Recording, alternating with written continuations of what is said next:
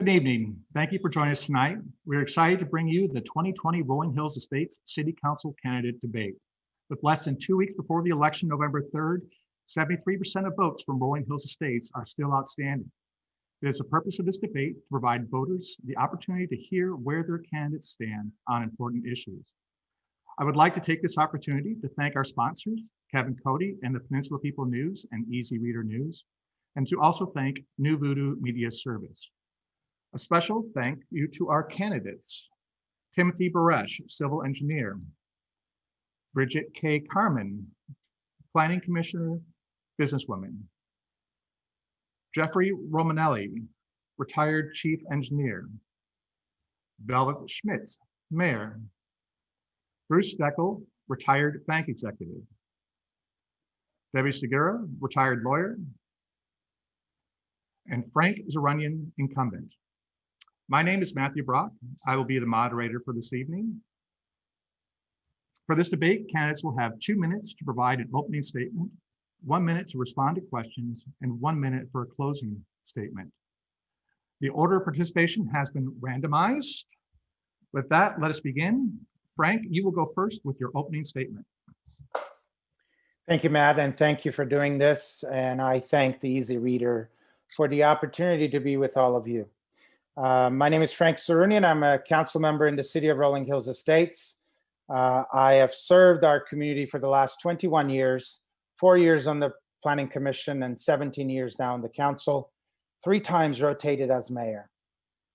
I was supposed to retire this year, but unfortunately 2020 happened. And we are going to be facing a number of challenges post-COVID. And a number of my colleagues, as well as a number of our constituents, asked that I stay on as one of our more experienced council members decided to retire. Judy and I have served for the last 17 years together and have served both locally and regionally as well as statewide. We have created a major network of our relationships regionally and statewide, and therefore experience matters, relationships matter, and certainly trust matters. And therefore, I'm looking forward to serving my community for 4 more years. We're going to be facing a number of challenges, both from the state, mainly on the topics of mandates. And while we struggle with those, we have continued to struggle. The state goes more and more into denying local control to our local communities. And it is incumbent upon us to defend our communities, our sovereignty locally, and provide the quality of life that we are elected to do. So I look forward to discussing with you the rest of the debate, as well as answer any questions that you may have. Thank you, Frank. Bruce, you're next. Thanks to Kevin and the Easy Reader for hosting this event, and welcome to the audience at home. My family moved to the peninsula 40 years ago for the schools and our rural atmosphere. We keep horses and enjoy riding every day. I started my involvement with the community by serving as president of the Strawberry Lane HOA, a gig that ended up lasting 18 years. I think HOAs are the building block of our local government. These are turbulent times, as Frank says, and our city is facing some financial headwinds. Finding solutions to these problems is well suited to my work experience and education. I was a student athlete at Cal, where I studied engineering. Later, during my banking career, I earned an MBA and an MS in finance from USC. And then after 33 years as a banking executive, primarily at Union Bank, I retired and leveraged my skill set to spearhead the largest construction project in our city's history. The Chandler's Reuse Project, which transformed 220 acres from commercial mining and landfill operations, and with a smallish neighborhood golf course, into one of the top recreational facilities in the state. The dust and traffic from 100,000 annual truck runs are gone, replaced by green space and city-like views. This was a massive $380 million undertaking, immensely complex, and involved 4 partnerships, 3 cities, and numerous other government and regulatory agencies. Our city became a development partner, and I worked with most of the city staff to get this done. As president of Rolling Hills Country Club and head of the construction committee, I spent countless thousands of hours overseeing this 10-year rebuild process as a volunteer. I put my heart and soul into it. I'll be all in to help our city stay on a sound footing. Thank you. Thank you. Thank you, Bruce. Bridget, you are next. Thank you, Matt, and thank you to the Easy Reader for holding this important forum to make sure that our community makes the best decision possible for this important decision for Rolling Hills Estates City Council. If elected, I bring public government experience, business expertise, and urban planning knowledge to the table, instilling a fresh perspective for continued fiscal responsibility and efficient city management, with an emphasis on consensus building by citizen engagement, providing support for all recreational supports and civic groups, equestrians, that reinforce our city traditions, and respect for our peninsula-wide government agencies, and a commitment to integrity, objectivity, and responsiveness. So all of that is to say open government and defined priorities and citizen solutions. And that's really where my strength is at, is being able to engage a community like I have in all my other projects that I've done throughout the community. Right now, I am on the Planning Commission. I've been on the Planning Commission for 4 years. I'm the chair. And it's a very important position because we're able to see what is on the docket and to make sure that we maintain our values. I'm on several committees, the GPAC. I was a Largo Vista Homeowners Association president for over 10 years. And as Bruce said, that is the building block of our city government. I've been working with our city government for 21 years in various roles. And I think that I'm well suited to know the community and be able to serve you. I would appreciate your vote. Thank you. Thank you, Bridget. Jeff, you're next. Well, thank you and hello. I'm Jeff Romanelli and I'm running for Rolling Hills Estates City Council. I'd like to start too by thanking Hermosa One and Easy Reader News for promoting this debate and those watching at home. As a candidate for City Council, I bring the necessary skills and public service experience to listen, debate, and vote on wide-ranging topics that come before the council while making decisions in the best interest of the city and its constituents. I hold a BS in aeronautical engineering from Cal Poly San Luis Obispo.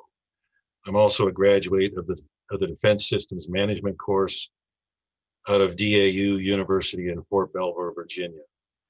My wife, Amy, and I are 16-year residents of Rolling Hills Estates. In 2014, I retired from the Boeing Company after a 34-year career, having held positions of increasing leadership, including project engineer, program manager, and chief engineer. Having worked on many multi-billion-dollar military aircraft contracts for the United States Navy and Air Force, I acquired a set of industry-wide program management and technical best practice skills that I will bring to the council to assist in providing greater transparency into the performance of our public utility and service providers, specifically in the areas of cost and schedule performance and risk, issue, and opportunity management. My volunteer public service to Rolling Hills Estates includes 3 terms and former chair on the Parks and Activities Commission, subcommittees for the Hills Are Alive Run, Tracy Austin Tournament, City Celebration, and public participation in all city events, including the Mayor's Breakfast Ride, Holiday Parade of Lights, and PV Street Fair. I am also a licensed volunteer with the LA County Sheriff Disaster Communications Service, and I'm active with my HOA, now serving as Vice President and Neighborhood Watch Captain. My priorities Thank you, are Jeff. as follows. Number Thank you. one, public safety. Jeff, thank you. Tim, will be your next, please. Good evening, everybody, and thank you very much for watching. Like all the candidates here tonight, I am a long-term resident and I've been an active volunteer in many areas in our community. I also want to preserve our unique quality of life, but I'm very different from other candidates in several important areas. First, I'm a parent who still has kids in high school, and I am painfully aware of the disaster that's unfolding with our children right now and impacting our families right now today. I'm also a local business owner on Deep Valley Drive.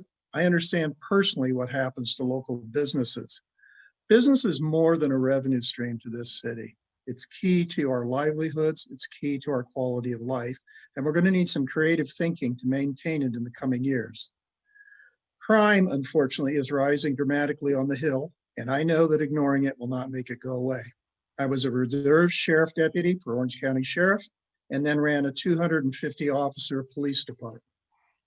I've been a corporate executive and I've run public agencies. I see room for improvement and I understand how to handle public agency budgeting, especially the way the state is manipulating our funding on here. And finally, I'm an engineer, a civil engineer.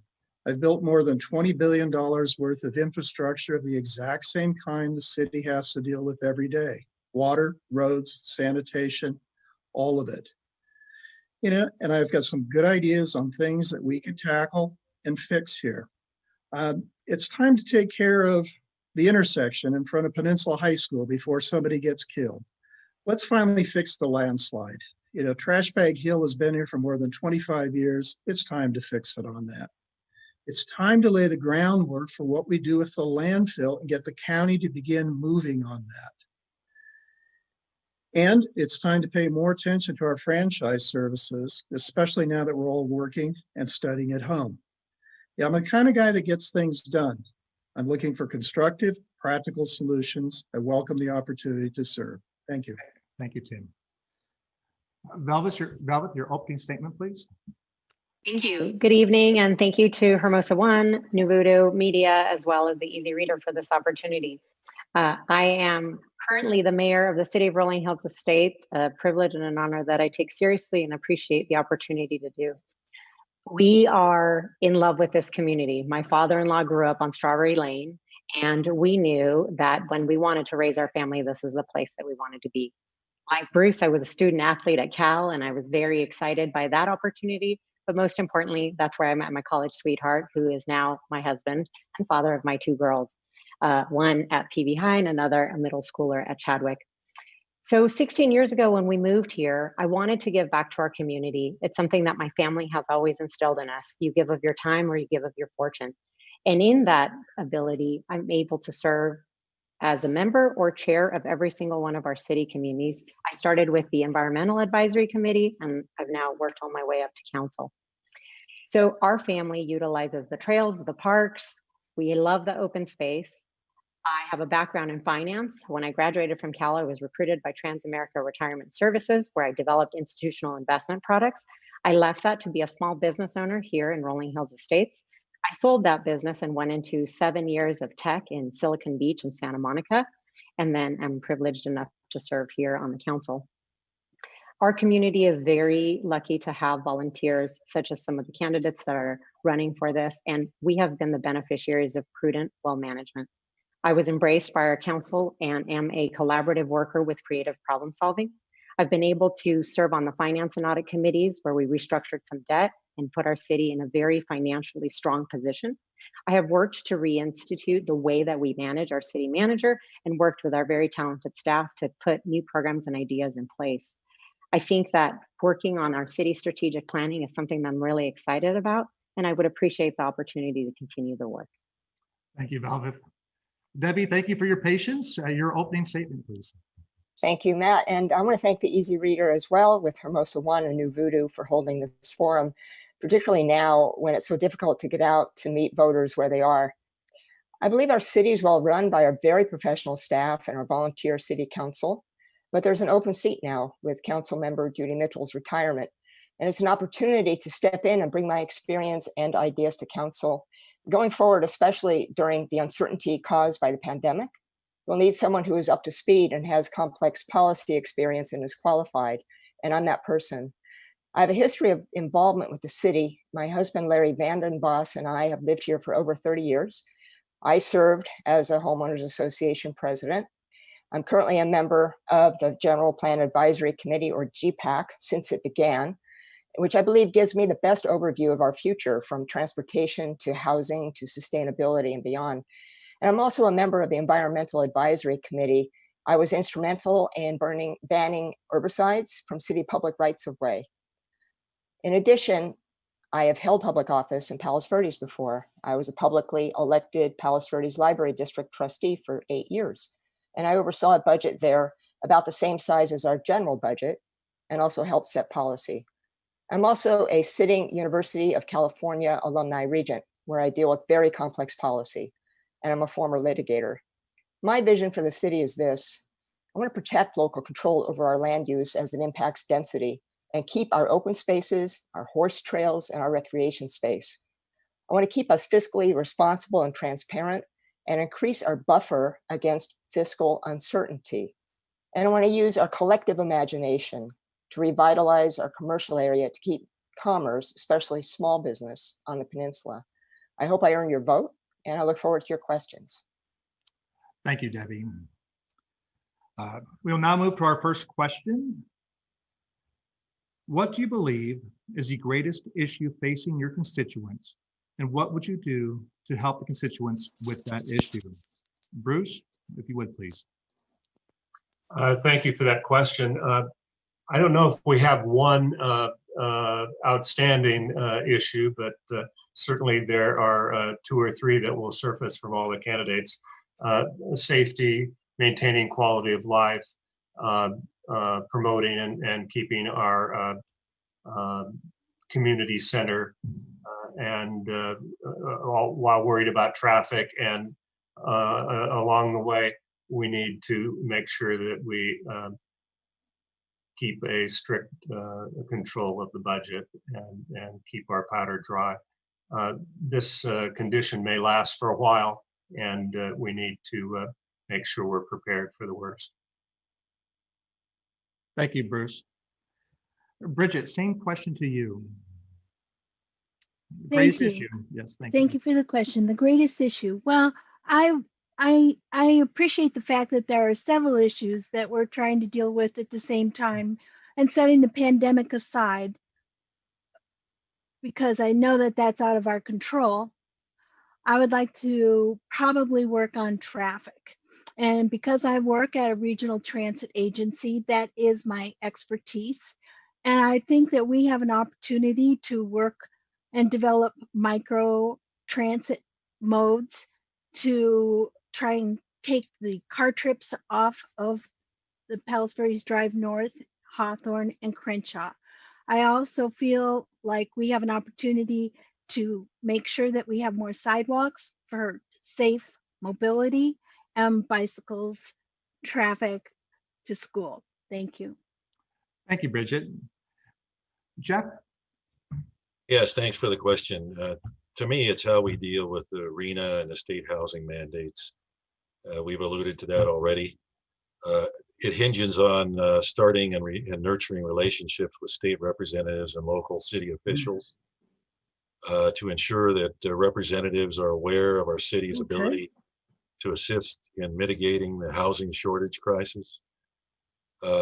What's done is done in terms of the RHNA numbers and the ADU legislation. But let's make sure that our lawmakers understand our infrastructure impacts before turning new bills into laws that threaten our way of life in Rolling Hills Estates. We need to form coalitions with neighboring cities, including beach cities, and collectively address the impacts of unfunded mandates and with our state representatives. And if needed, we might consider a ballot measure to pulse the will of the people on the use of our undeveloped land. And lastly, as a last resort, we can push back via litigation. Keeping RHE's country-like charm is a priority to me. Thank you. Thank you, Jeff. Tim? I think the dominant issue right now, and it's not going to go away very quickly, and it's the fight between state control and local control. And you're seeing that appear in many ways. Let's start with COVID. The whole state management and county management of COVID is creating a disaster for our own local schools and for the businesses. When we look at our incident rates and the rates of exposure and positivity rates in our beach cities on that, there's no reason we should be treated the same as East LA, which has skyrocketing rates. We need to push back loudly and clearly, and we can't do it by ourselves. We have to collaborate with all of our partners on the Hill and in the beach cities. Same thing with state efforts to encroach on density in here. I happen to think that our way of life, the way our city is set up, is very sustainable, especially now in COVID, much to the surprise of other urban planners. We've got to push back. We've got to collaborate. It will be long-term resistance. City's begun that, but it's going to have to become more loud and more pressing in the coming years. Thank you, Tim. Velvet? I have to agree with my colleagues. I think that the greatest issue we are facing is the invasion of local control. I know that a lot of our members of our council do go up to Sacramento and lobby. We have strong existing relationships. Actually, Senator Allen, who I happen to go to college with, we have a good relationship with. Assemblymember Meritsuchi, who's also a Cal grad. I have a good relationship with, but I also, I sit on the Economy and Efficiency Commission as appointed by Supervisor Hahn for the county. And I do think that these relationships matter. During the pandemic, I've taken a leadership role to bring together what I think is a strong peninsula team. So the president of the library district, the president of the school board, and the 4 mayors, we've banded together to communicate with our county to say, hey, we know what's best for our communities, let us work on that. And we have to take that to Sacramento to help them understand. There's a reason we are Rolling Hills Estates and not LA. And I agree with what's been said about that facing us. Thank you, Velvet. Debbie? Thank you. I think we're all singing the same tune. I think we all want to push back against these state unfunded mandates to increase housing. And I think that the housing issue spills over into a couple of other issues that may or may not have been mentioned, one of which is the encroachment on a rural lifestyle. We need to have, I mean, how would you like to have an accessory dwelling unit up against your horse trail? And also, if everybody is able to build all these extra units on their property, what about egress out of here in the case of a wildfire? I don't see Palos Verdes Drive North being expanded. I've lived here for 30 years. That has never happened. I applaud the current city council's opposition to SB 1120 unanimously, which would have allowed subdivision and duplexes on our property. What I would do, I would use my existing relationships with our state legislators, whom I've lobbied before for University of California and library issues to work on this. And GPAC gives me the best oversight of where these affordable houses should go. Thank you. Thank you, Debbie. And Frank? My long-term political philosophy has always been that government should do for people what people cannot do for themselves. And for 17 years, I have made sure that the people that elect me have a decent public safety as well as a quality of life. Both are under threat as we speak. And they're not new. The threat has been around and we've been fighting against that threat. And my friends certainly have said it. It's the issue of local control compared to state control. The ideology that plagues the state right now about everything to be state controlled is something that is really continuously threatening our quality of life on the Palos Verdes Peninsula, and particularly in Rolling Hills Estate. So I would say those are the real issues. And that's why I say that our existing relationships and our continued fight will probably continue. Thank you, Frank. Our next question. Rolling Hills Estates is in the unique position on the Hill of having a large commercial district. How can the city increase its revenues from it? And what effect would this have on community character? We will start with Bridget. Well, thank you for that question, Matt. I think that, well, I've been very involved with the commercial area, being involved in the GPAC committee. We just had a meeting this past week, and we were presented a survey of the economic needs of the community and what services, what retail and is necessary, or what's up there now and what's surviving and what isn't. I think that we have to look at various hubs along the commercial area that we can centralize some of these uses and get a vibrancy back into the community, safer transit, connecting the uses. And I think that the sales tax luckily has not diminished. And so we've got a winning formula there. We just need to continue to enhance it. There was quite a discussion last night about turning it into residential, and I am I'm strongly sorry. opposed to that. Okay, thank you. Thank you. Jeff, Okay, revenue opportunities. Let's start with the city and the fact that it's expected to bring in about $8.2 million in general fund revenues in FY20 and 21. Of that, 3.5 or 43% is from property tax, 1.5 or 18% is from building permits, and about 1.1 or 13% is from sales tax. The remainder is made up of franchise and other taxes and revenues. So of those big three, sales tax, I believe, is the most potential for increase. How do we do that?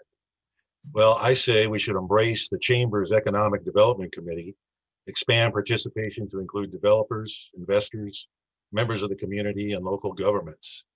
Develop a prioritized list of enablers that will attract businesses and investors to come to the business corridor and set up shop. Then take action. Nice to see Target opening up next week. Need more of that. Secondly, we need to do this one well, in my opinion. I'm sorry, Jeff, I'm gonna have to stop you. Okay. Tim, Yeah, I'm a longtime member of the chamber. I am a business owner in there, and Karen and I have our business on Deep Valley Drive, so I walk it every day and have a very good sense of what is and isn't happening up there. We have a really high vacancy rate. Everything is shifting right now on the retail end and on the commercial end. So the very first thing I would do is be a little humble.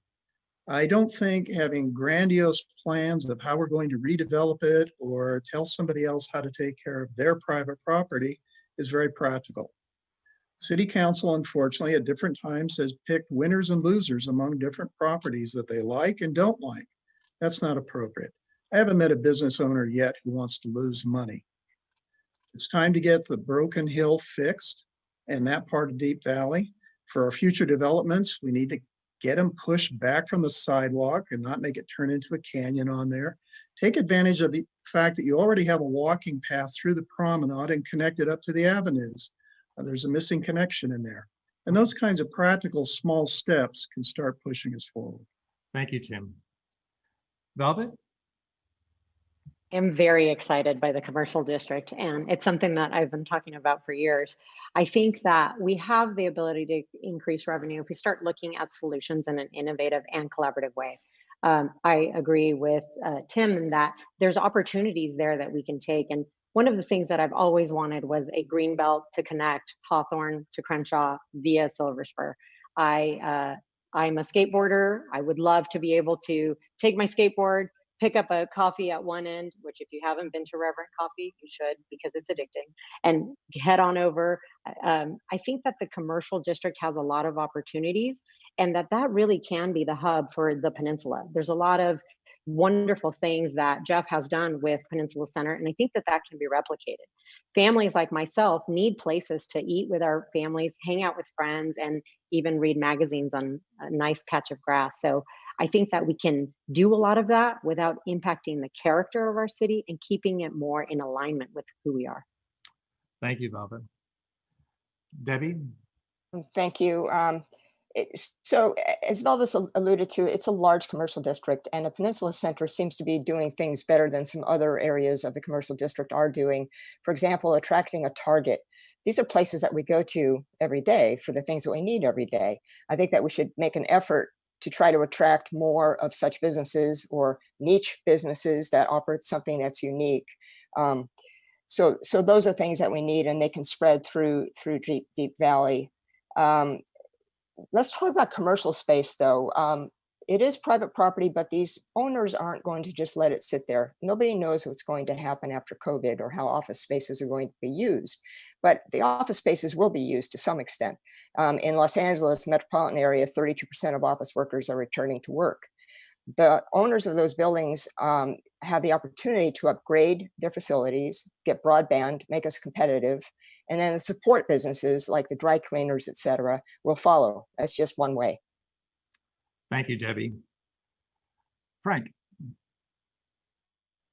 I have served and continue to serve right now on the Chamber's Committee for Economic Development. Actually, our businesses have been on my mind, especially with COVID, and I have been vociferously going after the county, as I think it was Tim who alluded to, the one-size-fits-all approach that we have seen in the county about how we're dealing with COVID and how we're punishing, how the county is punishing our businesses.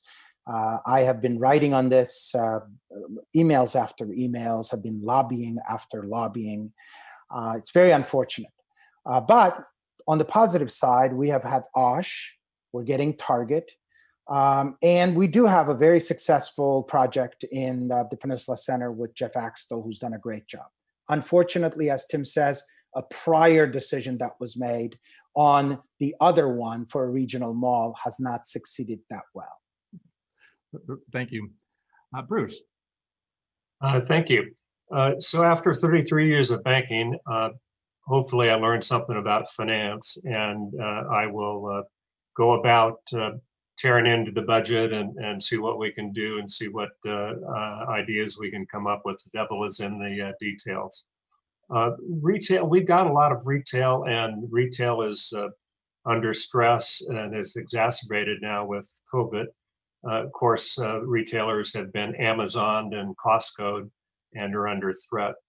I not only want to preserve our sales tax income, but the center is an experiential opportunity for all of the neighbors. We want to go socialize, we want to eat in the restaurants, and we need to have a steady source of traffic going in to use these retailers, because we want to go there. So we need to make it attractive, and we need to be able to enjoy this special place. Thank you, Bruce. There are a lot of questions to cover tonight, and because there are 7 of you, what we're going to do now is move to an either or question. You can pick one or the other to answer, and that way we get a little bit more diverse understanding of where your priorities are and what you would like to focus on. So this either or question, we'll start with Jeff. How can the city continue to build its sense of community, especially in the light of the current pandemic? Or what would you do to improve communications between the community and the city? Well, I think I'll take that second question, to improve the communications. I'm a VP of the Homeowners Association that I reside in. And I also am on the Parks and Activities Commission, and I see the interaction between the city and the Homeowners Association pretty routinely in that regard. There's a great opportunity, I think, to reform some of our grant programs so that the homeowners associations can make better use of the funds available. I think there's also a great opportunity for the citizens to participate in things like Neighborhood Watch, where we meet every other month to talk about the hot topics facing the city. And then every once in a while, maybe plug into a council meeting or two, just to make sure that there's a greater sense of unity with all the members of the city. Thank you, Jeff. Tim? Oh, you're muted, Tim. Thank you. Communication means listening, and it means getting out into the community. You know, when we were doing the business tax increase that the council put through here recently, I was very disappointed to discover how rarely staff left City Hall and how rarely they were in downtown area. That stuck up when we discovered that half the businesses in the downtown area did not even have business licenses, a fact we had to be brought to staff's attention. We had to find ways to get ourselves out and be listening to all the different parts of our community, not just the vocal sides of it, but especially to the sides that don't speak up. And that's what I want to bring to this, is an opportunity for people to speak up and be heard. Thank you. Thank you, Tim. Velvet?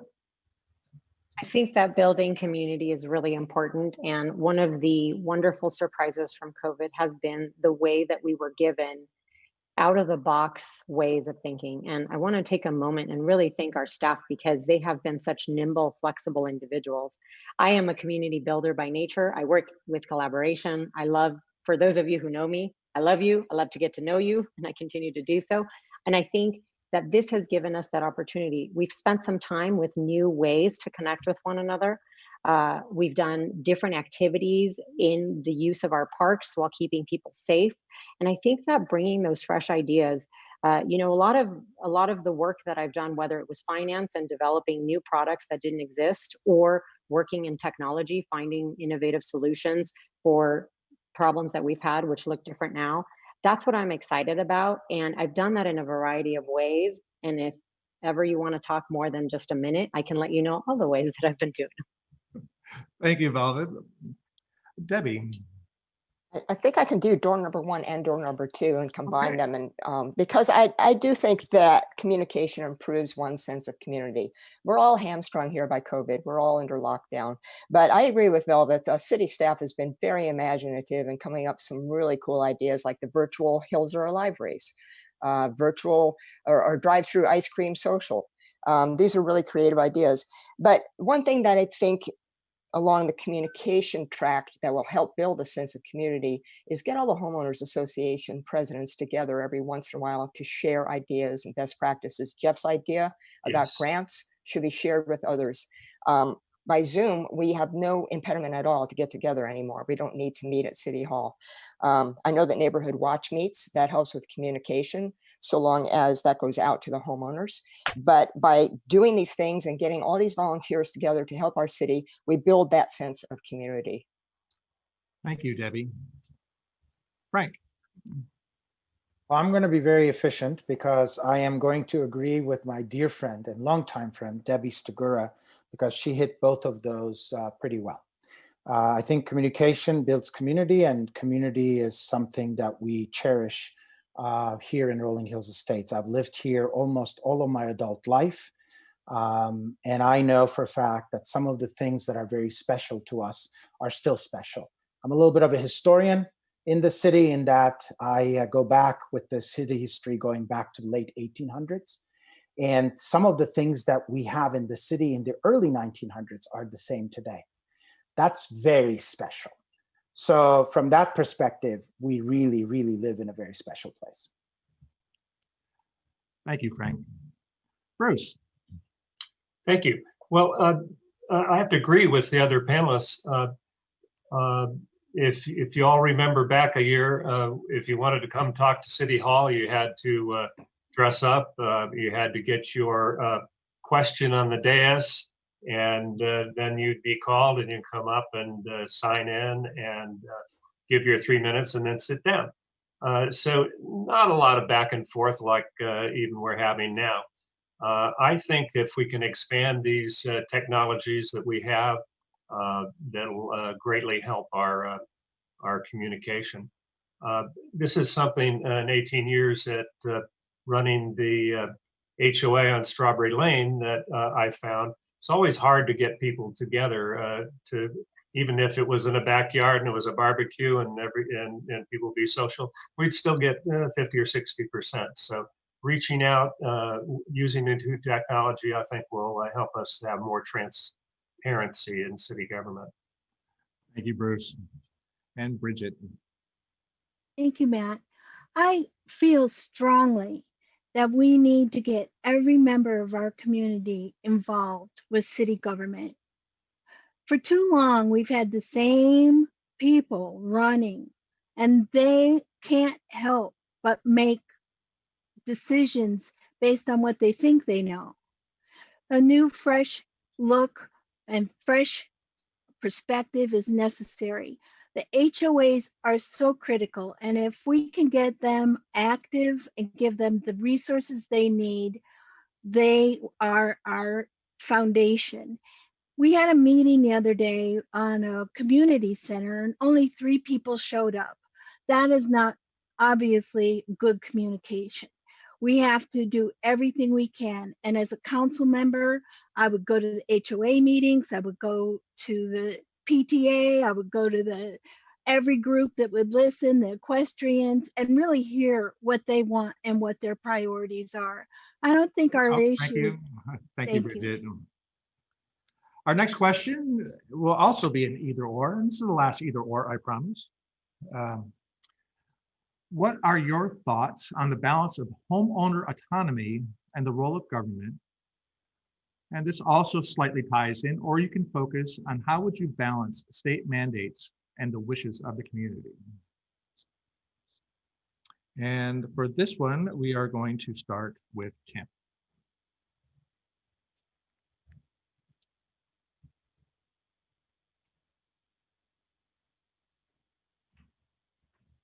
Mr. Baresh, are you ready, sir?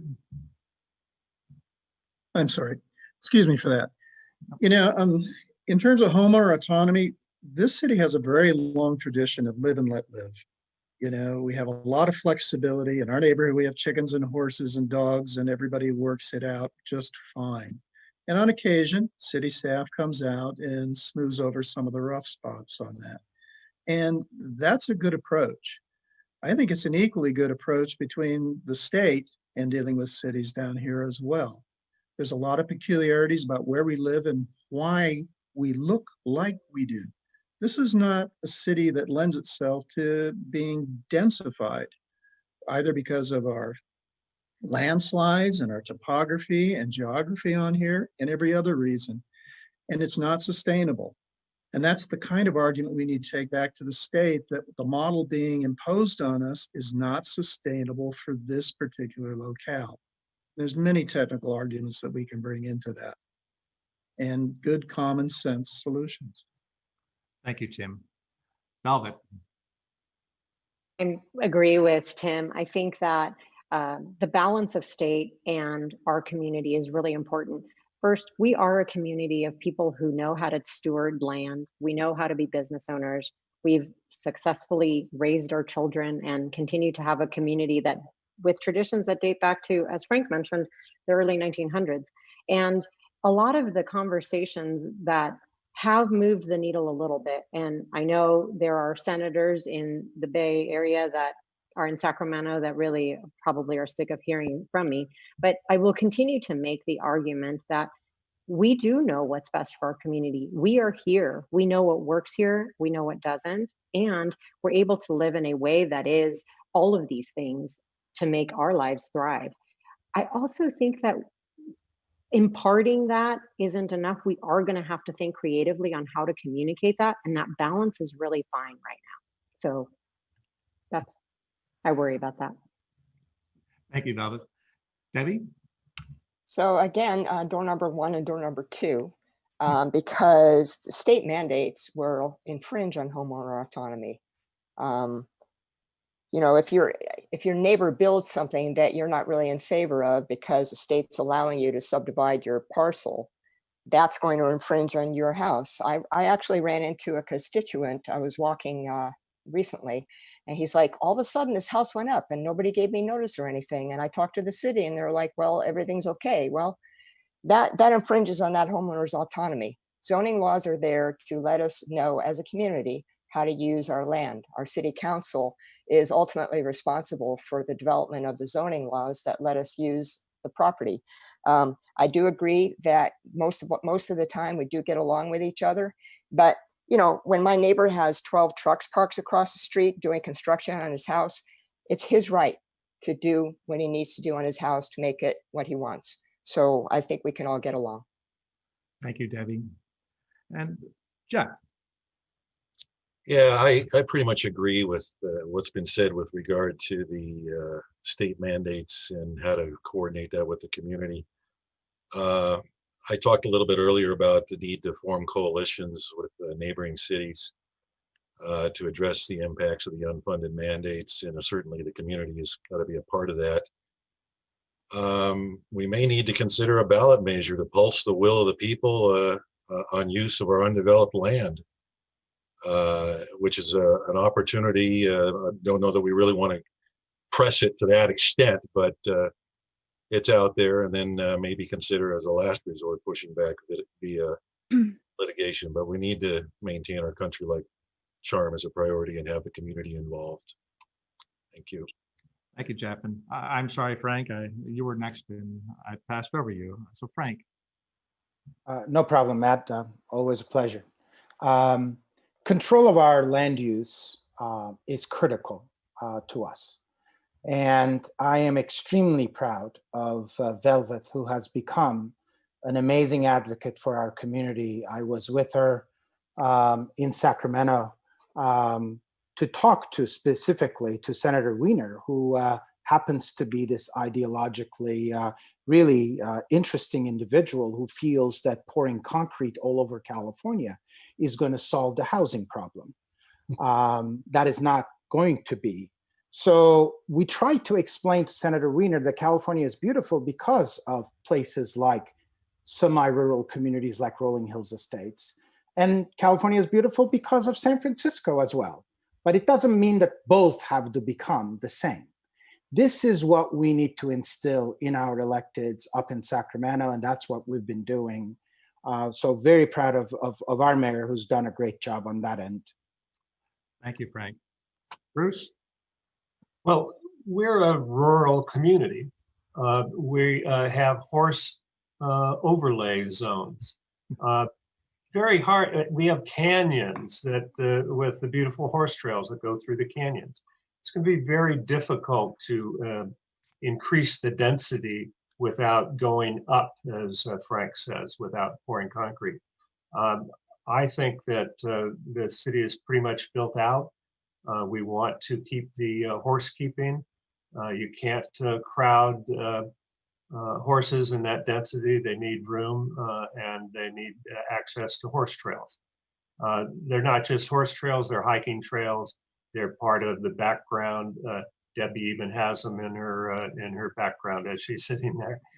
So it's something that we need to protect, and we need to figure out creative ways around this. You know, perhaps expanding the granny quarters as we get to multi-family dwellings without destroying the intrinsic nature of our beautiful community.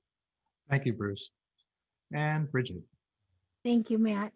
I just want to say that, you know, in looking at the original general plan, or the most recent that was published in the 80s, I am just so taken back by our forefathers, in a sense, of what they established as the ground rules and the quality characteristics of our lifestyle, which we all of us are trying to maintain.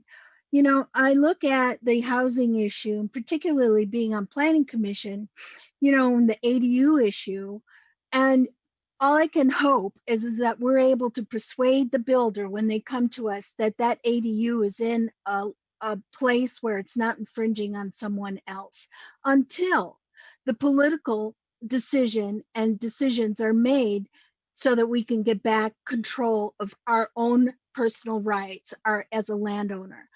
I think COVID's political. I think the state mandates are political, and we're going to have to work with the other communities to gain influence and do what it takes. I'm firmly in support of that. Thank you. Thank you, Bridget. And also, Jeff, I want to apologize because I did jump ahead to you, but you were right there and picked it up without missing a beat. So I greatly appreciate that.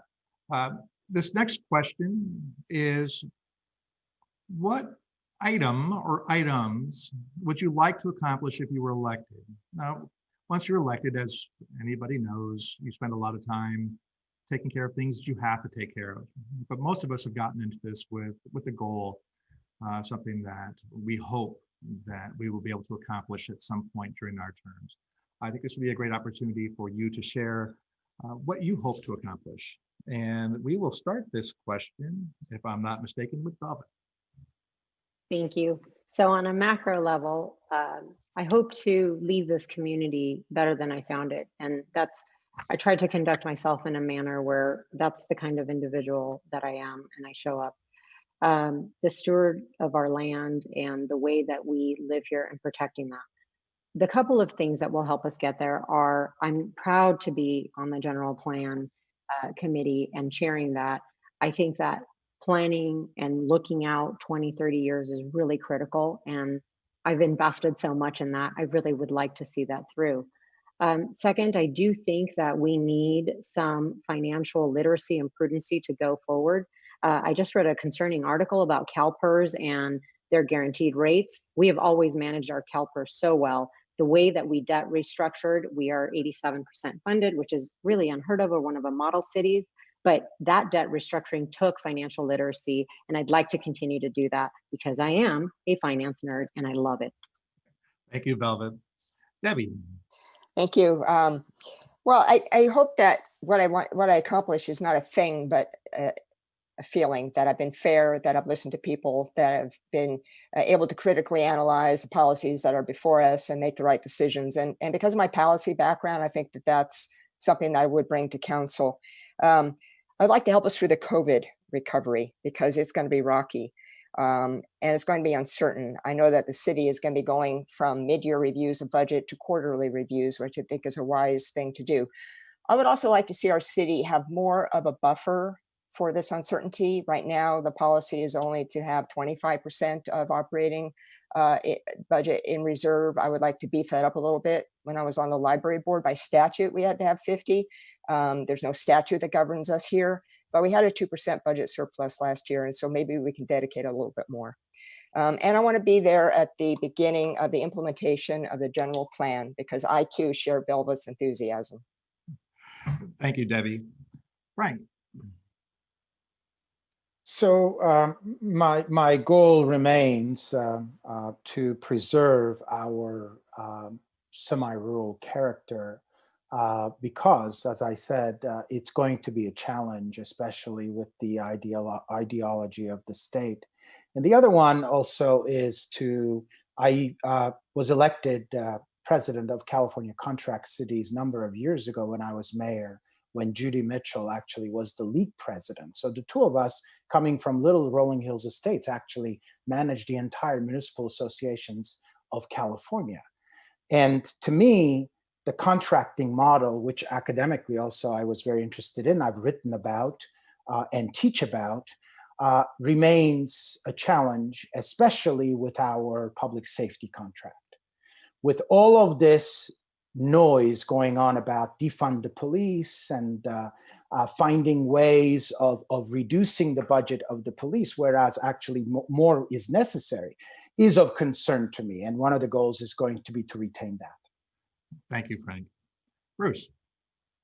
Frank led out with the contract city, and that contract city model does give us flexibility. But I certainly know that if you are going to be a contract city, you got to be good at managing contracts. So I think putting in project management software to enhance what we have now, providing training to the city staff that are administering these contracts, and getting involved with our contractor to see what their issues are. So that if we can figure out ways for them to save money and reduce our costs, that'll be great. I'm pressing that I have a strong financial background. I like to make sure that we put in controls, increase our reserves, pay down further our unfunded pension liabilities. So I'll be ready to hit the ground running on those subjects. Thank you, Bruce.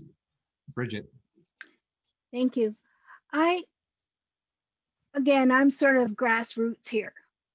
And one of my first priorities is to make sure that we have open government and that we're actually making decisions that reflect the needs and desires of our community and our constituents. The second thing is that I bring I've over my career, I've awarded over $250 million worth of contracts for both private and public entities.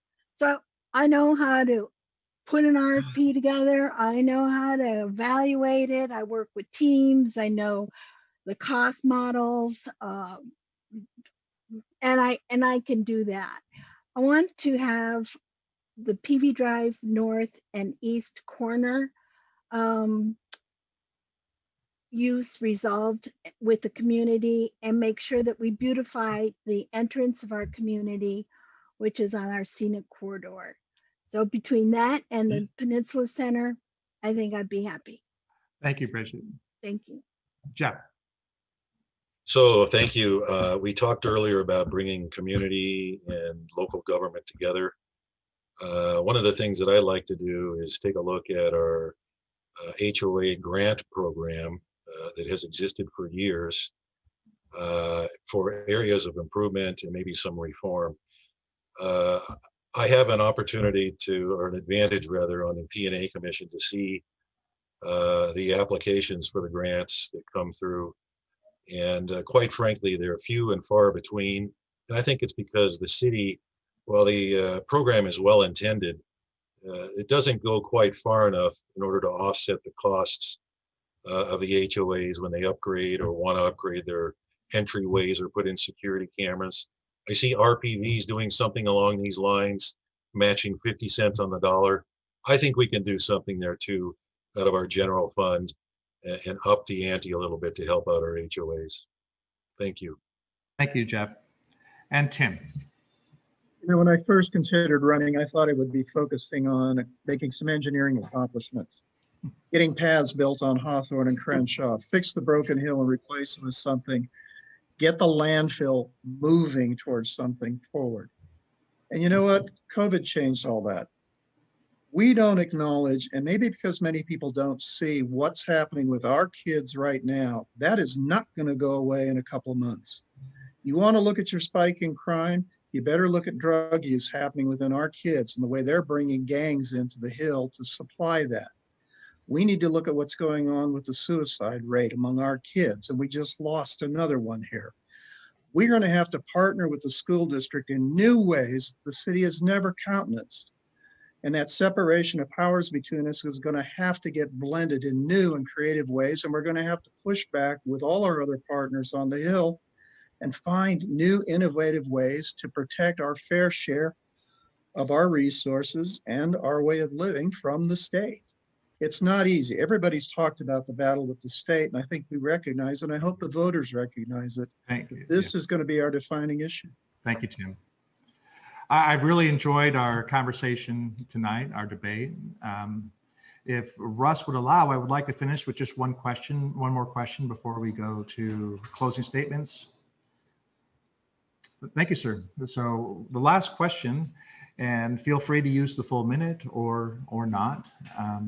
Please give your assessment on the financial condition of Rolling Hills Estates and if you see a need for taxes during your term. And we will start this one with Debbie. Thank you. As I mentioned before, we had a 2% surplus in the last fiscal year that just ended. And we're going to be very cautious going forward with quarterly reviews rather than mid-year reviews.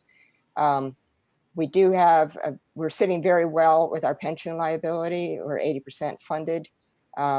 Thanks to a wise city council, we refinanced our side pension liability in 2012. That'll be paid off in 2021.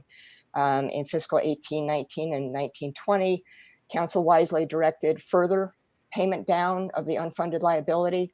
So I think we're in very good shape that way. As we've been talking about, sales tax could be better. And also building permit revenues are okay, but kind of trending down. So I do think we are going to have to be creative about finding new revenue sources. But I think overall, compared to a lot of cities, we're doing pretty well. Great. Thank you, Debbie. Frank. I agree. We're an award-winning city with respect to our finances. And frankly, I would put our city against any city or anyone that questions our finances.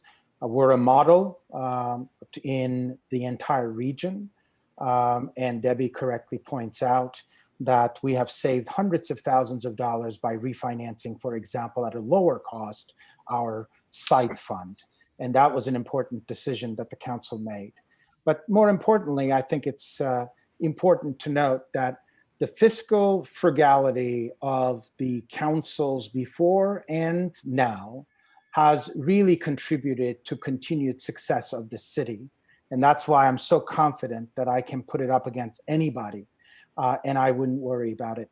I am completely against taxes. There's no need for that. We have certainly proven the fact that we can, in fact, make a profit, albeit very little, but we continue to build that, and I'm sure we'll continue to do so. Thank you, Frank. Bruce. Thank you. Revenue was down a little bit this year. You know that property taxes only contribute about 17 cents to the city. They go elsewhere. Our property valuations and resales are continuing to give us a high base there. We had a little bit of fall off from sales tax, but we balanced the budget on fees and such. But we also had to reduce capital spend. Now, I don't know that we have any capital expenditures that are really burning a hole in our pocket. We have equipment, the roads are in pretty good shape. But we need to continue this fiscal conservative responsibility so we don't have to go out for taxes. Thank you, Bruce. And Bridget. Thank you.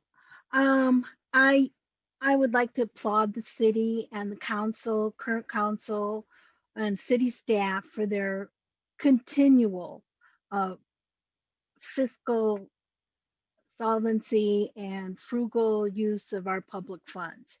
I commend them. And I think that all the details have already been said that are regarding our budget. We've got a surplus of 5% or so coming into this year. Sales tax was higher than what we anticipated due to COVID. We've reduced our staff. I think we've got about $3 million in Quimby funds coming in with developments that we can help in our parks. And we've also got some projects set aside that I think, I can help with in the contracting thereof. So I'm confident and I don't see a tax increase at all. Thank you, Bridget. Jeff. Yeah, I'm going to have to echo the comments from my colleagues there with regard to the financial situation. I think we're the envy of the Hill, in my opinion, when it comes to pension liability that's been touched on. We had a $20 million liability that's been offset by about 17 million in assets, and we're about 83% funded right now. We did some pretty responsible and smart things to issue the pension obligation bond, and then two $500,000 payments to burn down the principal. It saved us about $1.3 million in interest payments when amortized over the 30-year period. So I think we're in really good shape. I can't say that about all the cities on the Hill. I think we're an envy there. As Frank said, we're award-winning when it comes to our financial department. I would not increase taxes. I don't think there's a need for it. Thank you. Thank you, Jeff. Tim. I like what everybody said about being fiscally very conservative. It's a long-standing pattern here, and you set up good practices. My fiscal concerns relate to what's going to happen at the county at the state level. Like it or not, county services and the county budget, which is hemorrhaging like crazy, will impact our cost of contract services or the county's ability to maintain its own obligations. Things like paving Hawthorne and Crenshaw, which is about to fail right next to the landfill. Similarly with the state surprisingly revenues are about the same this year, and they're going to drop like a rock next year.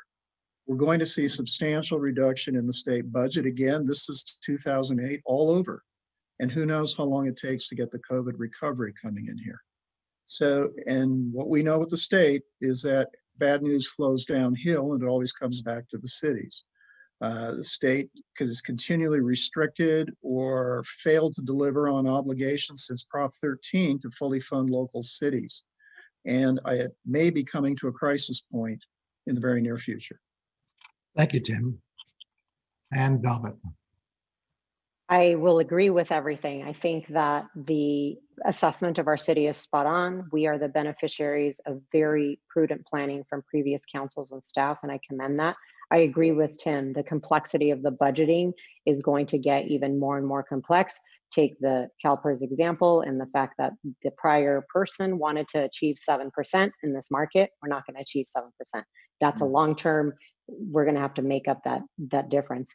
Further, we were very prudent in using funds to offset any of the CapEx. So our streets look good because we did that to the tune of $500,000. Our storm drains have been worked on.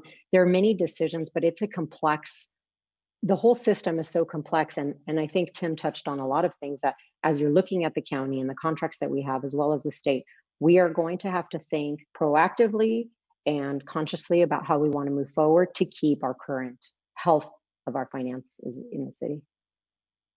Great, thank you, Velvet. And that brings us to our closing statements. And look at that, we're right back where we started. Frank, if you would please start with your closing statement. You have 1 minute. Thank you, Matt. I want to thank you as well as our sponsors for hosting us this evening. I think this is very good and really appreciate your time. I'm a lawyer by training, and my day job for over a decade now has been a professor at the University of Southern California, teaching what I practiced in public service. I teach public policy and public administration, and I write on the topic and I comment on the topic. It's been really an honor to serve our community over these years. I've learned more and I've gotten more than I have given to our community. And the only reason why I am staying on, as I said, is because of the experience I have developed and the relationships I've developed and the trust I've developed. I hope that the community will continue to support my candidacy on November the 3rd. Thank you. Thank you, Frank. Bruce. I'm not running against any of the other candidates. I'm running for the future of Rolling Hills Estates. At this point in my life, I'm not conflicted with other commitments. I will focus like a laser on the future of our city, keeping us safe, preserving our rural and equestrian atmosphere, fighting for local zoning control of land use, helping our retail center, and always maintaining strict financial discipline. Because my experience is more diverse, adding my voice will help create more well-rounded conversations. I'm a former HOA president. I'm the only horsekeeper running in an equestrian themed city. I'm the only banker when we face financial headwinds. I'm the only candidate who has actually delivered on a large project in the city which transformed the neighborhood for the better. I have successfully run a business which is the city's largest employer with greater revenue. I'm endorsed by 2 current council members not running for re-election and 3 former members, plus 100. I'm sorry, sir, I'm going to have to. On my website. I'm sorry, sir, I'm going to have to. I'm a good neighbor who gets things done. Okay, thank you, Bruce. Bridget. Thank you. I just want to say that I'm not a politician. I'm really running because I want to continue my public service for this city. I've been a guardian, a passionate guardian for the rural character of our community, but I also bring the values of honesty, integrity, and a commitment to you, to listen to you and work hard to make our city exactly the home you want it to be, which is so important now that we're all at home. And I'm going to, if elected, I'm going to look to you as our citizenry to come and really work with council to make sure that we're on the right track and give us an opportunity to make sure we meet your needs. So I would appreciate your vote. Thank you. Great. Thank you, Bridget. Jeff? Well, thank you, Matt. And I'd again like to thank Hermosa One and Easy Reader News for promoting this debate and those watching at home. I believe the city of Rolling Hills Estates has a bright future if we continue to exercise fiscal responsibility, treat public safety as a #1 priority, and retain local policy control of land use and housing density. There are challenges that concern me. I see the sheriff's budget being threatened by the county board of supervisors, our local control being usurped by state legislators, pushing unfunded RENA mandates, and the lingering effects of COVID on our city's revenue stream. The next city council will have to deal with these realities. I believe my program management and technical best practice skills will complement the overall background composition of the council, which will strengthen us as a team so we can better deal with these challenges going forward. My priorities are simple and straightforward: public safety, retain local control, and do something for our HOA grants. I'm ready and willing to go to work for you. Please visit me at rhecitycouncil.com. I respectfully ask for your vote on November 3rd. Thank you. Thank you, Jeff. And Tim? You know, I'm running for my kids and my neighbor kids. We came here, Karen and I, to raise a family. We're half done. 2 have flown the nest, and 2 are still in high school. And I'd like to build a community that's still good for the kids that are here and growing up, and a community that's available to my grown kids to come back and start their own family in here. There's a lot of great things in this community, and it's going to be very tricky to preserve those and hand them off to the next generation. You know, I'm a practical problem solver. I'm also a problem seeker. I go out there and look for the things we haven't thought about yet, and then find some practical common sense ways to deal with them. I have a whole career of being a team builder, pulling together diverse people, organizations for a common success. And I think it's incumbent that our city council be able to work together smoothly, be able to reach out and energize and collaborate with our sister cities and on through the whole state, and make sure that our voice is heard properly in Sacramento and beyond. I welcome everybody's vote, and thank you for the opportunity to present our views here tonight. Thank you, Tim. Velvet? Thank you for everyone being here, for those at home, and for taking the time to listen to our thoughts. As you can see, we're very fortunate. We have a lot of wonderful people who care about this community. I am deeply invested in this community. I'm raising 2 beautiful girls who I'm not half done like Tim. I still got a ways to go, but I'd like to continue to make this community what we've experienced so far in the last 16 years and further. I plan to be here for a long time, and I welcome the opportunity to continue to serve on boards, to continue to work with our other cities. The Peninsula is really a special place, and I really have enjoyed and have found it a privilege to work to support it. I am a collaborative problem solver by nature. I like innovative solutions.